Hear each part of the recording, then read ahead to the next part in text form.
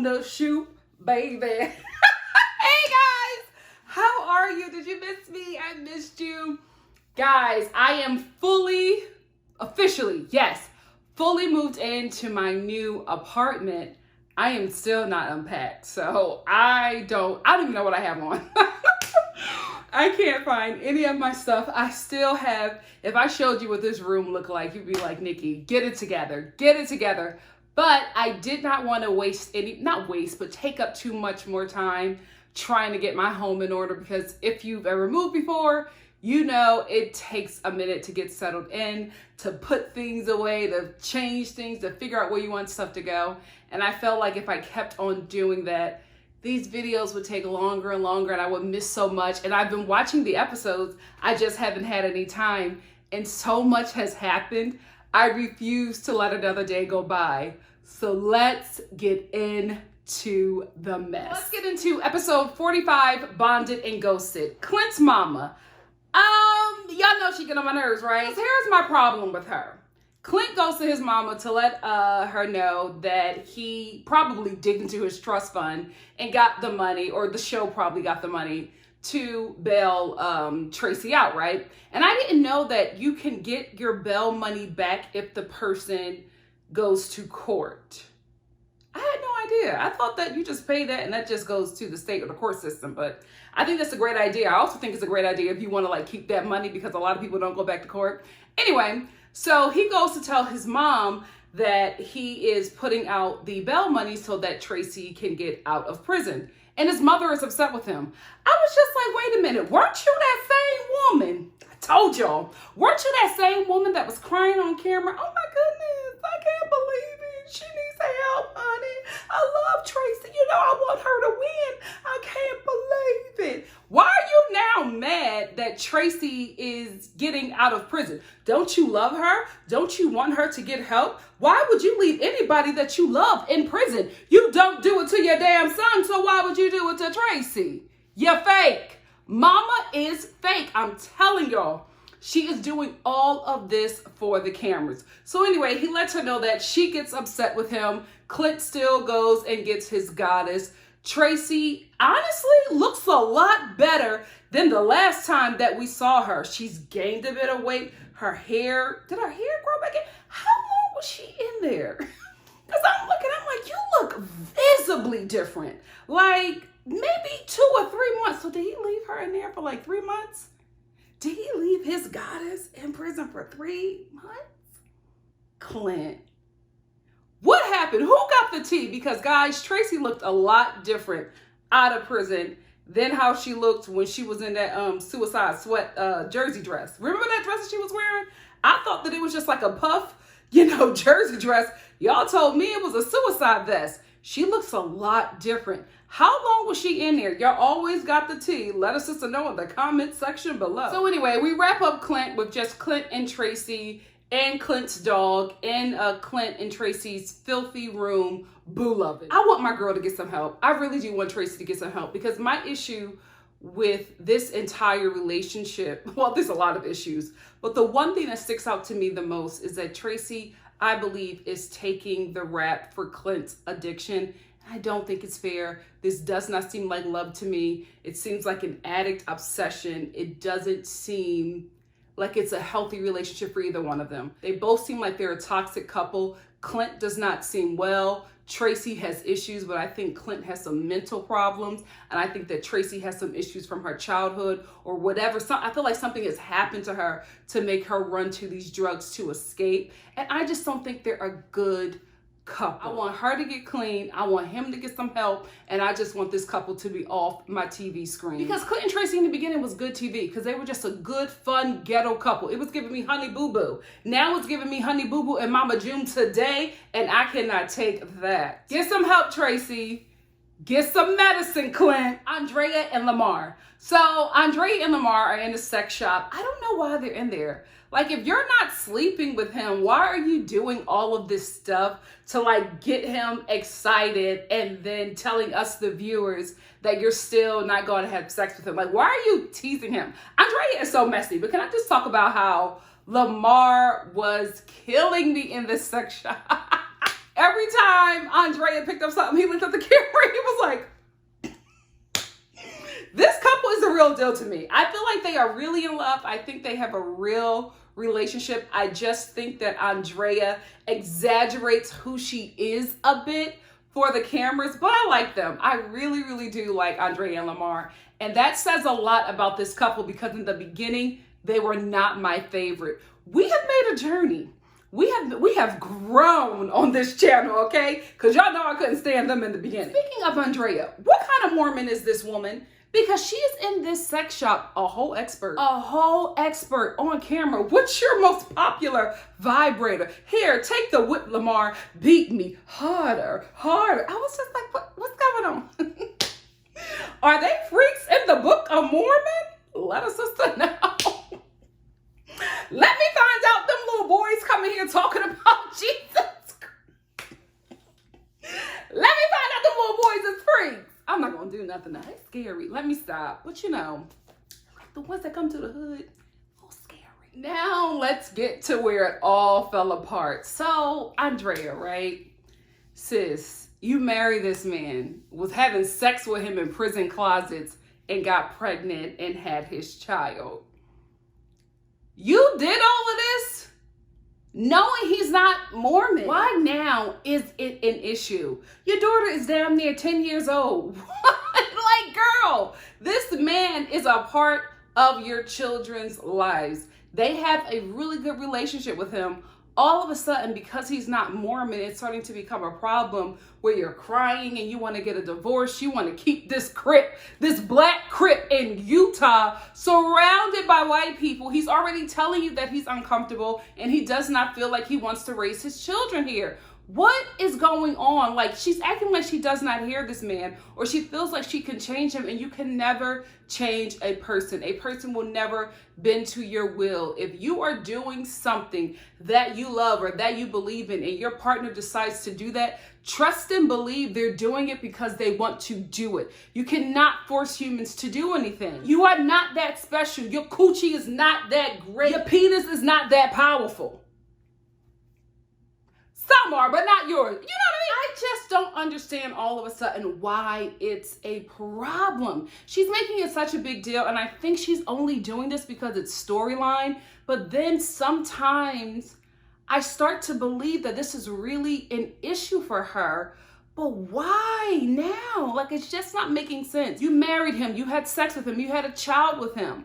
Why now, almost 10 years later, is it an issue? And she's saying that she's known him since she was like really, really young. So I don't, it's not making sense to me that now, like right now, he has to get it. He has to become Mormon. When Lamar has been consistent with the fact that he does not believe in what she believes in, and he accepts her as that, but she doesn't accept him as somebody who does not believe in Mormonism. Why would you sit here and have this meeting to try to convert this man when Lamar has told you repeatedly, I don't believe in this, this ain't my thing?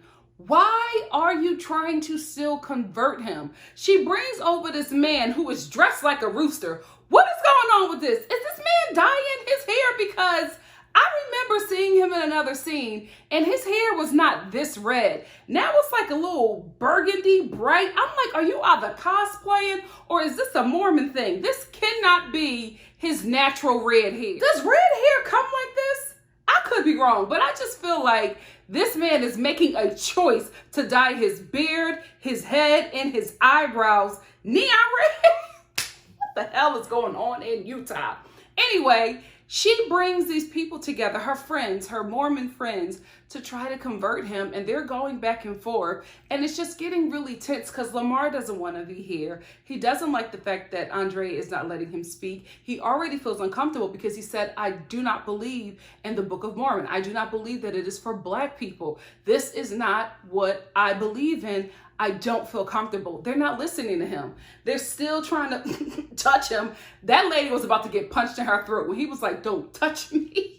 And she was, I'm still gonna touch you. I was like, ma'am, you about to get punched in your throat on national TV. Then she was outside crying. I wanted to tell him about my journey. Girl, what? He don't believe in that. Stop it. Stop. Just, poor guy. I really hope hope that Andrea does not throw away a really good relationship, because I told you guys, I believe that this is a real deal. I think that this is love. I like this family. I really hope that she doesn't break up our family and throw away a really good relationship for something. Religion is a big deal.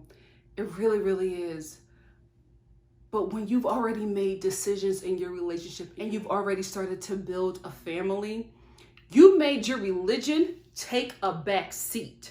Now you're trying to make it a priority when it wasn't in the beginning. So I'm not saying that religion isn't important. I'm not saying that religion should not be in the forefront of people's relationships. I'm just saying in this relationship, it wasn't. And I think they got something good, and I don't want her to throw it away for something that was an afterthought for her. So unfortunate, because this is the only couple that I believe, and I think this relationship may end by the end of this season. I hope I'm wrong concerning this. Megan, Michael, Sarah, and now Maria.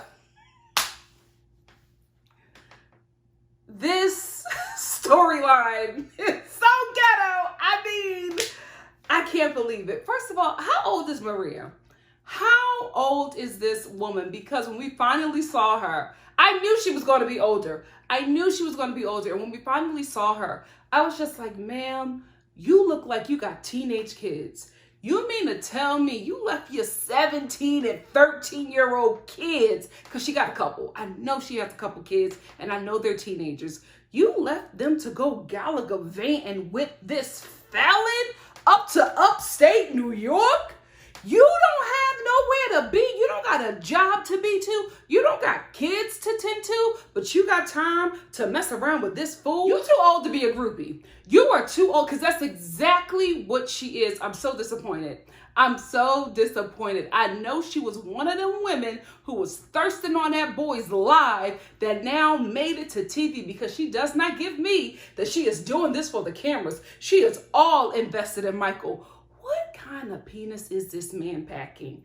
I don't ever want to experience it, because obviously it is doing something to these women that are deteriorating their mind. The decision making is done with these broads. I'm so disappointed. Michael has options. He got 3 women currently fighting over him, and it's on TVs for the world to see. Michael with the ponytail.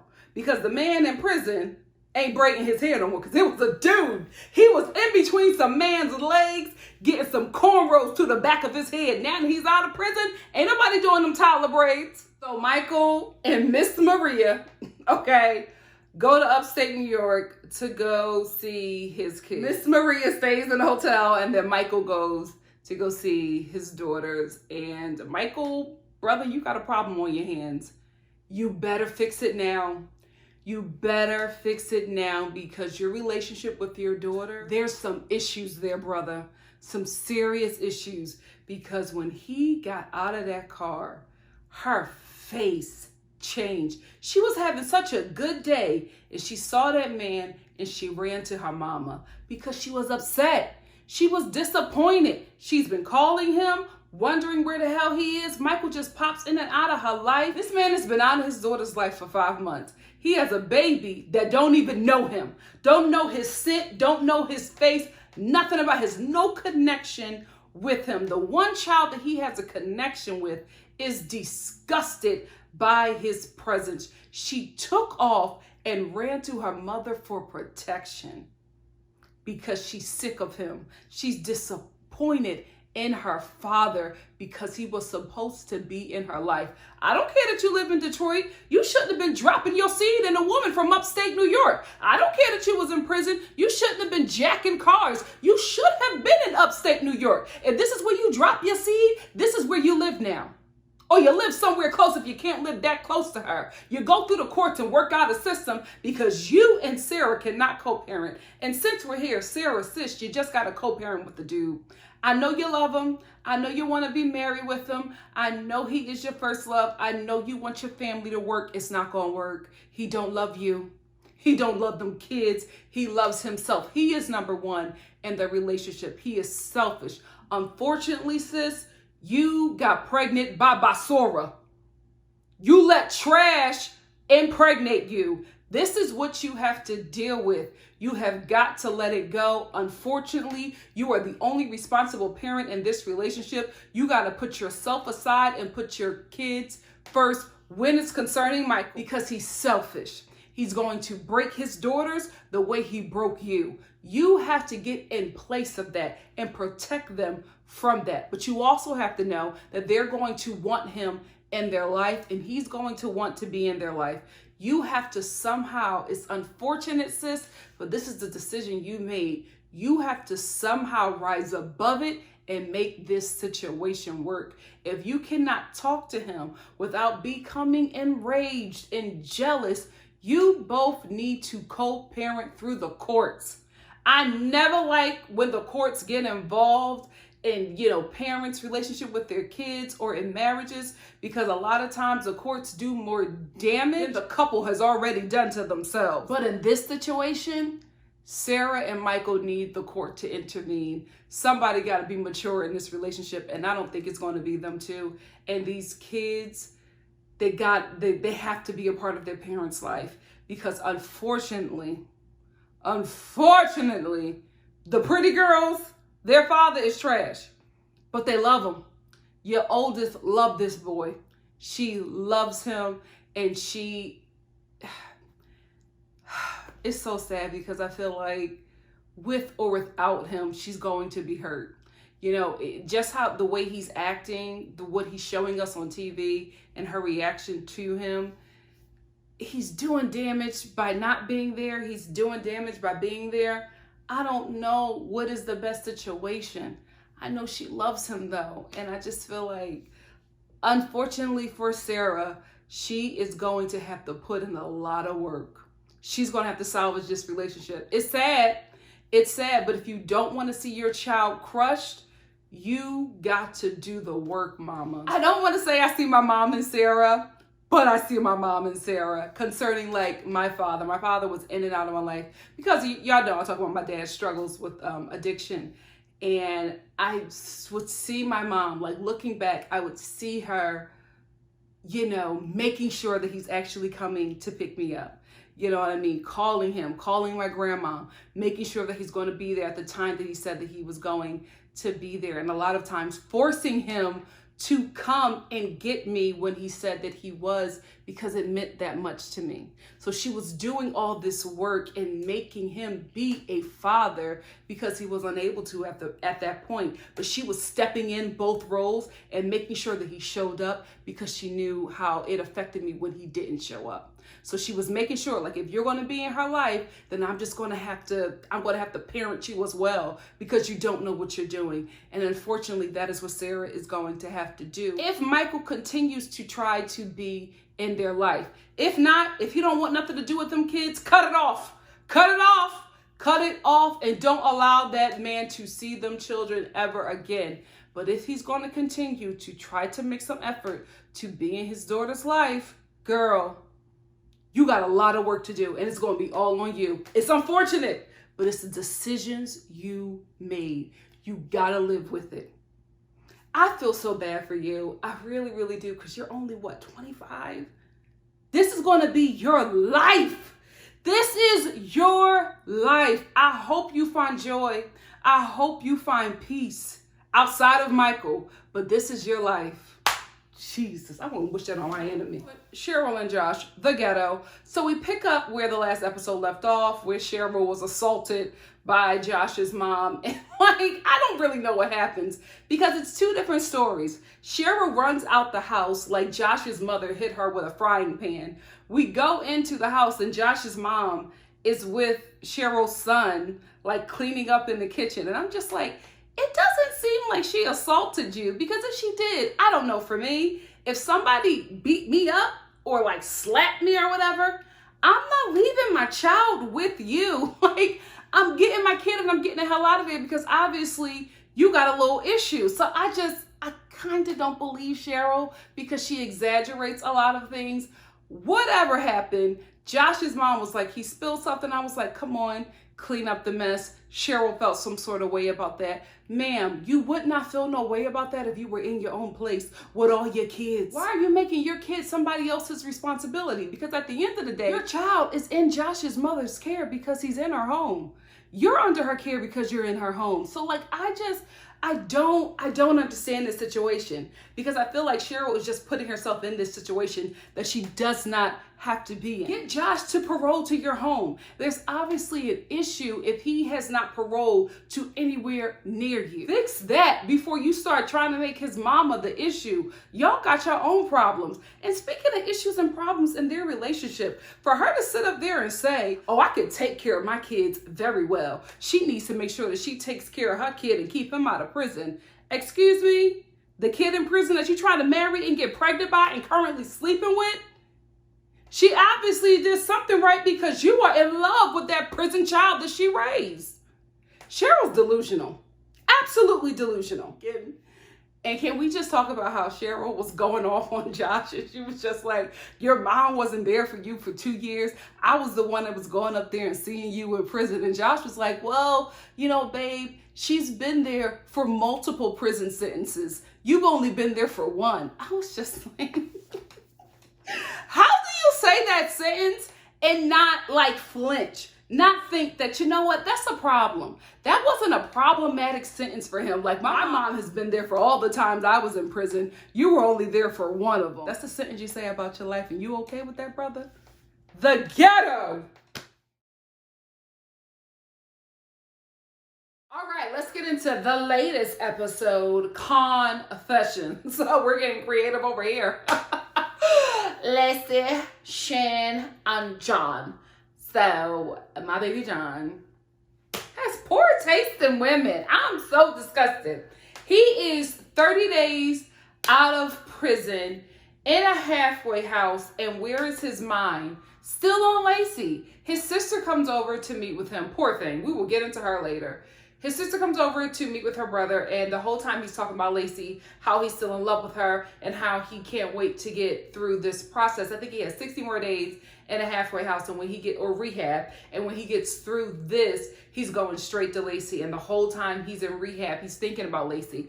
I'm hoping to God that he is just saying this for the show, and that his mind is not really engulfed with this woman. But I think it is. I think that he really is obsessed with her. They've been together since they were like 15 years old. So there is a lot of history between these two people. And I think it's the fact that drugs has gotten in the way, and that's the only reason why they're not together. And also the fact that they're just a toxic couple. Within this relationship, drugs and violence separates them, but then, you know, time heals these wounds, and then they get back together, and then the same thing happens. They're just not a good combination. And the sister even said it. She was just like, I haven't liked her since I was 15 years old. You know what I mean? I think she said, no, she didn't say that. Forgive me. She said she has not liked her for 15 years because her brother has been in this toxic cycle with Lacey for 15 years. Just put yourself in John's sister's shoes. She loves her brother. She knows that he has issues, and she knows that there's a woman in his life that is a huge trigger. This woman has consistently come into his life and wrecked it, and she's had to sit there and watch it and endure it for 15 years. Sis looked tired, and even when she's listening to her brother, there's nothing that she can do because he's a grown man. She can give him all of the advice that, you know, she can, but if John doesn't take it, he's going to be in this same situation. And she's just like, I'm concerned because I feel like he's going to start using drugs again and then go back to prison again once he connects with this woman, because this is how it's been with these two for 15 years. Lacey is not good for men. I hope she's a much better mother than she is a partner to men, because she is just destroying the men in her life. I don't know if it's because of her relationship with her father, because that seems a little wacky and off. And maybe she's just recreating that relationship with her dad, with, you know, the men in her life. I don't know if it's that, but something in this whole, you know, Lacey universe is unhealthy. There's a lot of unhealthy relationships in her world, and she is at the center of it. She really, really is. Lacey needs to get therapy. Everybody in her world needs to get therapy, and half the men in her life she needs to separate from. Thank God the ex-husband got away. He seems to be the only one who has come out of this situation unscathed. This is storyline. Fake. Not real. Untruth. Lies. Lies, lies, lies. Shane did not cheat on Lacey. Shane and Lacey created this storyline to keep them on this show. Here is why. Because when Shane sits down at the roller rink, it was a cute date. They seemed like they were having a good time. He decides, after they're having such a good time, to sit down and tell her that he cheated on her. He got drunk and he met this girl and he cheated on Lacey. He doesn't say what he did. He just says that he got drunk at a bar and he met a girl and I cheated on you. That's it. He doesn't say if he kissed the girl. He doesn't say if he was texting the girl. He doesn't say if he had sex with the girl. He never mentions what he did. He just says that he cheated on her. Lacey, who has been extremely abusive to every man in her life on camera, takes this information rather calmly, as if she already knew, as if she created the narrative. Because Shane tells Lacey, the white Mike Tyson, that he cheated on her. And she goes, oh, really? How could ya? I'm out of here, Shane. Don't follow me. Picks up her purse, walks away, and drives off. Who is this woman? Not the Lacey we've all come to know. I was ready for her to take one of her skates and beat Shane over the head, because that is what Lacey does. That is how Lacey reacts. You mean to tell me all of a sudden out of nowhere she decides to get some class and handle situations like a sane adult? Since when? Since when? She knew what was happening because she planned the whole thing and Shane was going according to the script. You're not slick, Lacey. I see right through you. Andrea and Lamar. Why is Andrea wearing a rhinestone choker at an Outback restaurant? What the hell is going on with this couple? Moving on. Megan, Michael, Sarah, Maria, and who the hell else? Like, there'll probably be another 2 or 3 women before the season is over. So this part of their story, Megan, no, what's her name? Oops, sorry, Sarah. Sarah and Michael, we pick up where the last episode left off with this couple or ex-couple or whatever, and they're arguing about the women in Michael's life because Sarah, in her accent, she wants to know if Michael came up to visit his kids with another woman and if it was Megan. Who you come up here with? Is Megan with you? Why do you care? He didn't bring this woman. Listen, the dude is trash, right? The dude is trash. But I'm like, Sarah, unfortunately, everything is going to be put on you because you, out of this situation, out of this coupling, you're the sanest partner in this situation. So everything, unfortunately, is going to be put on you. So we are expecting you to have some common sense, right? You don't need to care who is at his Best Western in hotel room if he didn't bring this broad to see his kids. If he's not taking his kids to be with this woman, you don't need to be concerned. You don't need to be concerned about nothing that he is doing if it does not involve your children. You're mad because he's in a hotel with another woman when the woman ain't you. That's what you're upset about, right? Because I rightfully understand her being upset that her daughter is confused and doesn't really know how to take this man in her life, right? I get her being upset about that. But Sarah was upset. She was hurt. She was disappointed in Michael when her child reacted to him that way. Because, we got to be honest here, she's taken on a bit of what her mother is dealing with. And then she's also dealing with her stuff internally with her father. So the kid has a lot on her. So I get Sarah wanting to be protective and I get her being mad at Michael. However, Sarah turned up about 3 notches when Michael told her he wasn't staying. Because she thought she had the upper hand. And she was like, so I don't know what you doing, but you're not staying here. You trying to stay here? And he was like, no, I got a place with a girl. That's what set her off, because she wanted him to stay there. She wanted him to beg her to stay there so they can have sex or whatever, and they could be this family in her mind that she wants. When he told her that he wasn't staying with her and that he had a hotel room, and in that hotel room was a woman that wasn't her, she had a problem.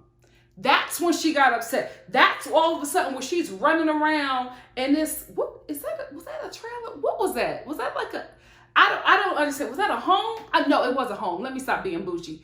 But I didn't know if it was a trailer, whatever. It was a rancher. I think it was a rancher or whatever. But she's running back and forth through the rancher, slamming doors, screaming at him, getting in his face, all ghetto outside in the front, yelling at Michael. I'm just like, the neighbors are probably like, we don't have none of this around here. Oh no, it's New York. We'll have none of this around here.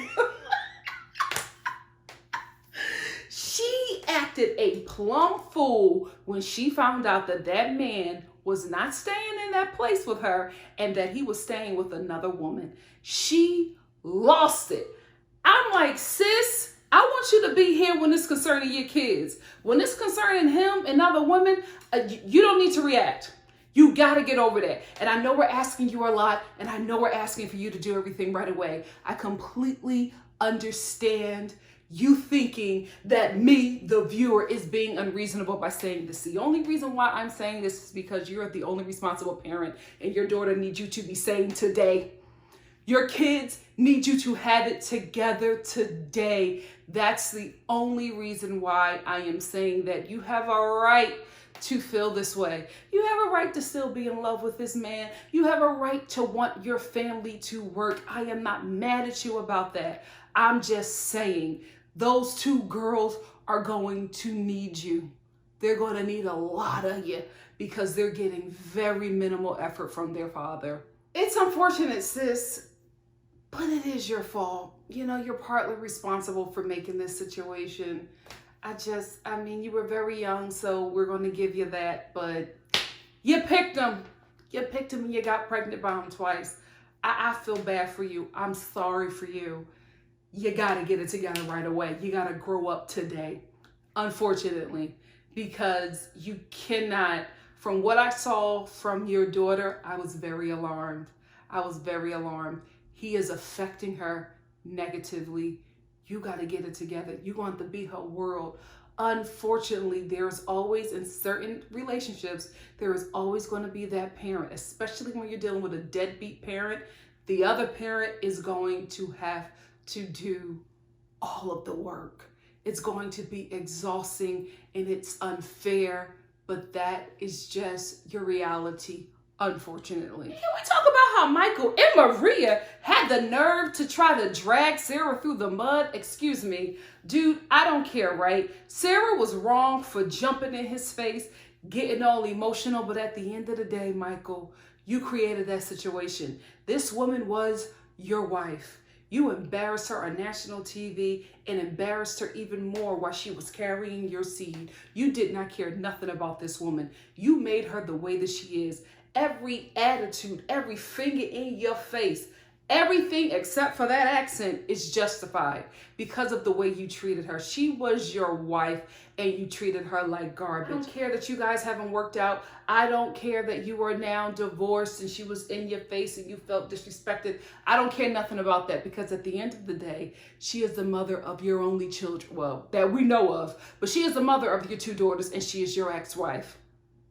Or about to be your ex-wife. She's still currently your wife. You should not have allowed Maria to talk the way she talked about that woman, especially while it was being recorded. You knew that what she was saying about Sarah was going to make it to TV. That's wrong. Like you stabbed her enough. You know what I mean? Like you disrespected her enough. You walked over her enough. Don't have Maria help you drag this woman through the mud anymore. You've done enough. Leave a woman alone. Let her heal, dude. Have some kind of heart and respect for her. But you know what, in saying that, I just realized I was asking that of Michael, and that is asking way too much. He does not care about anybody else but himself.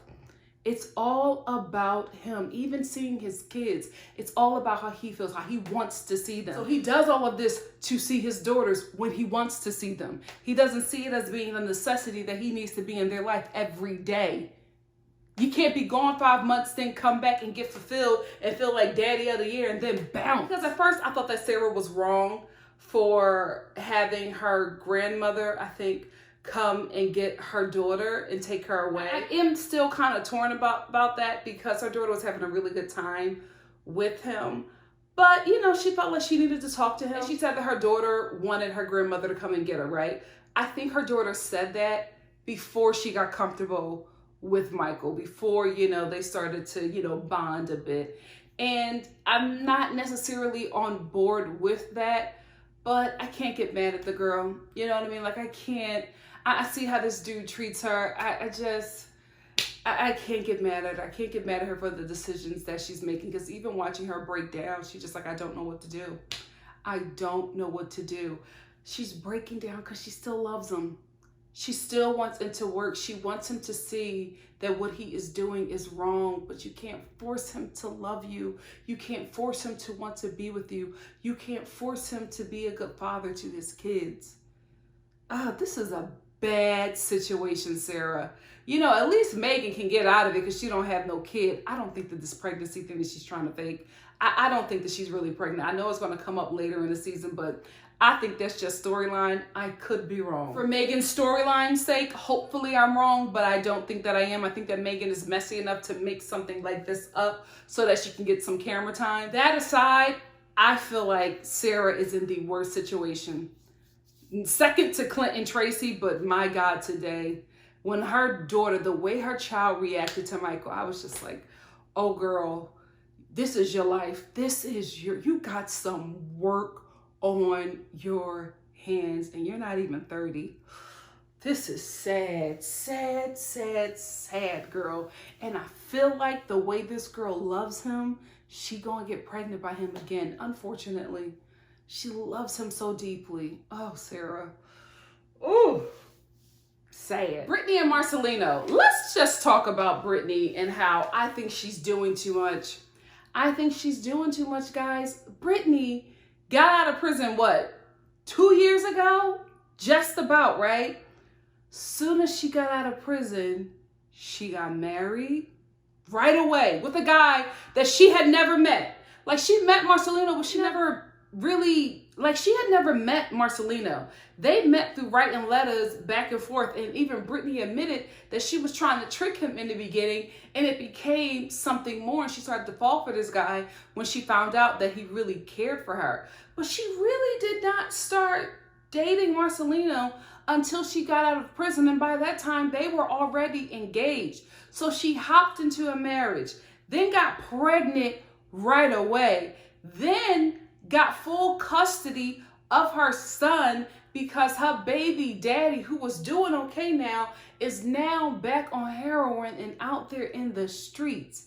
Now she got her mother, who was one of her biggest triggers to move out here, live up the street from her with the responsibility of her little sister. And now she's trying to get her 2 kids that the state took from her. She's trying to get them back and bring them all in this home to live happily ever after. But she has to reach out to her baby's father, who is a predator. Brittany, I just feel like this is a lot, sis. I feel like you're doing a lot with no kind of therapy. I feel like if she had like a therapist, somebody working with her, helping her through these steps, then I would probably feel more comfortable with it. But I just feel like Brittany is doing everything at once. And she's a recovering addict. I'm very concerned.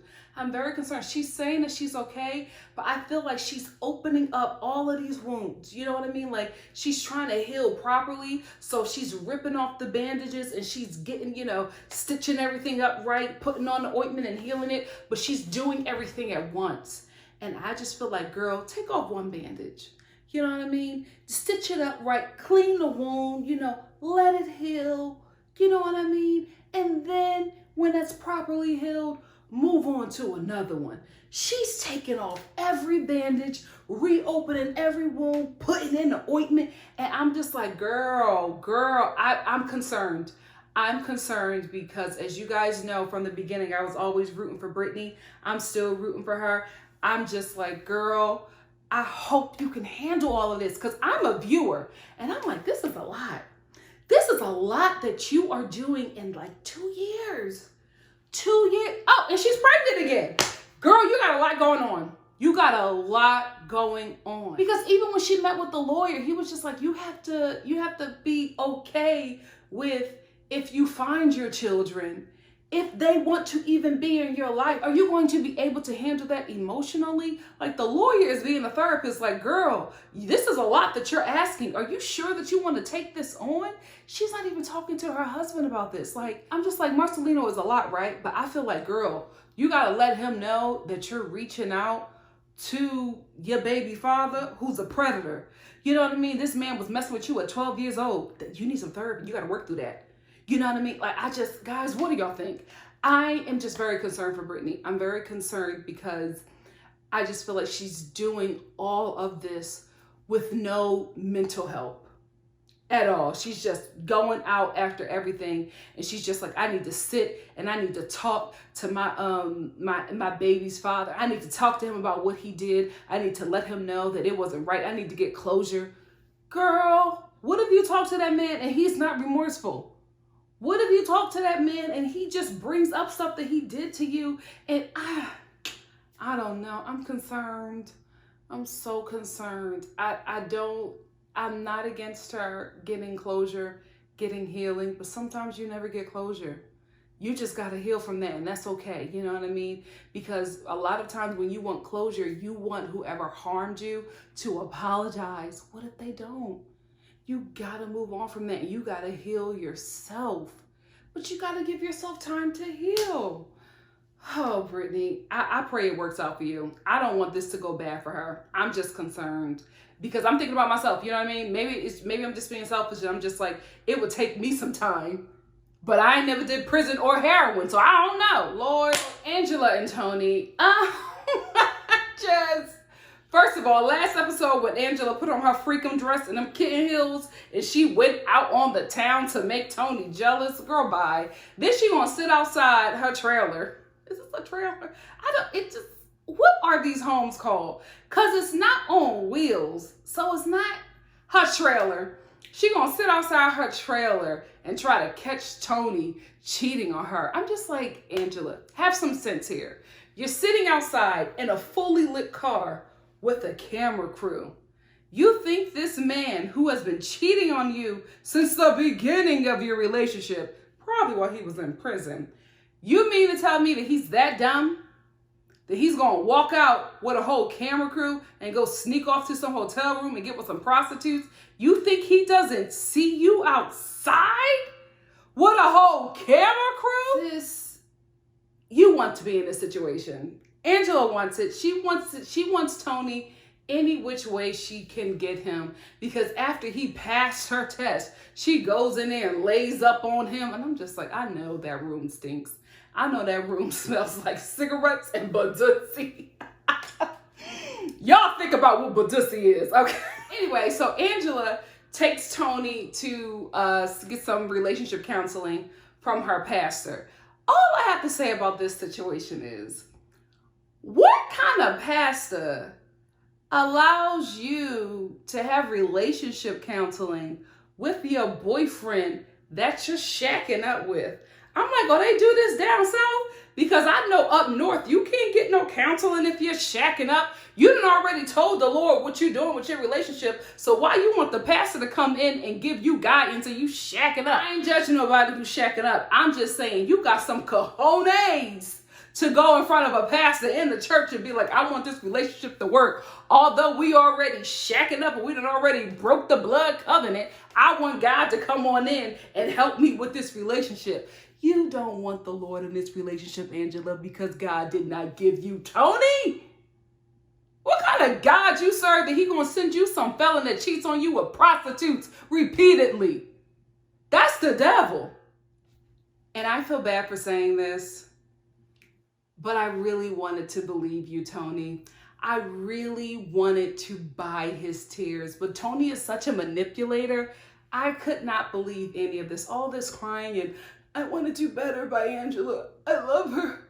I don't want to make it work. I don't want to be like my dad.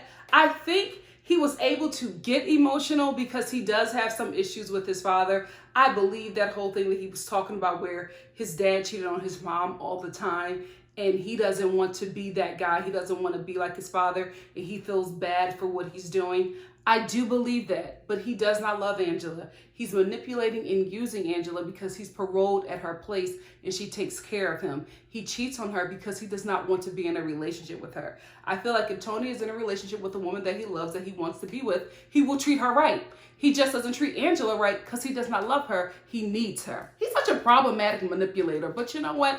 He is manipulating somebody who wants to be manipulated. Angela knows. Angela knows. I think she would just take Tony any which way she can get him. What do you guys think? Let's talk about it in the comment section below. And if you like what you see here, please like, comment, subscribe, and share. And I will see you, what is today? Wednesday? I will see you guys probably Saturday for the following episode of Love After Lockup. Love you guys. Bye.